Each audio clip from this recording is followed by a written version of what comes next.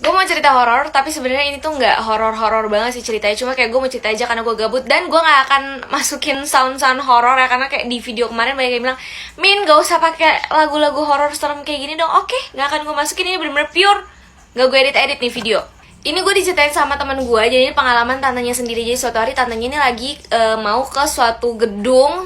Kayaknya waktu itu mau ngurusin pajak deh, gue juga agak lupa karena temen gue diceritain udah lama deh. Pokoknya mau ngurusin pajak udah lama gak kesana. Yaudah datang ke sana sekitar jam 7 jam 8, tapi sepi.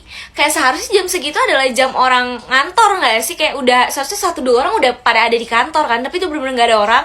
Dan lampunya tuh mati, jadi bener-bener cuma ada cahaya dari luar aja gitu, bener-bener mati. Tapi tantanya gak berpikir yang aneh-aneh atau gimana, karena mungkin aja ada yang habis ultah gitu semalam, terus kayak pada ketiduran semua karena habis party semalaman di warung wow live musik. Nggak dong, tapi kayak mungkin aja nggak sih, kayak tantenya sangat-sangat positive thinking. Masuk ke gedung, tantenya langsung naik lift, pencet lantai paling atas karena kantornya di lantai paling atas. Kita umpamain aja di lantai 15. Nah sebelum sampai lantai 15, tiba-tiba tuh liftnya berhenti di lantai 9. Pas kebuka liftnya tuh bener-bener langsung lorong dan gelap banget. Di situ nggak ada cahaya sama sekali, bener-bener lorong gelap. Terus tantenya bingung kayak, ini lift berhenti kan kalau ada yang mencet, ini bener-bener nggak ada orang sama sekali. Di situ udah mulai nggak enak. Yaudah akhirnya tantenya tutup lagi liftnya, naiklah sampai ke lantai 15. Sampailah di lantai 15, tantenya turun. Terus itu keadaan sepi dan ada satu cowok mas-mas nih lagi beresin barang, kayak masukin barang ke dus-dus, kayak nggak tahu kurir nggak tahu OB deh pokoknya. Ditanyalah ke mas-mas ini kan tantenya, Mas ini kantornya udah tutup atau emang belum buka atau gimana? Terus masnya bilang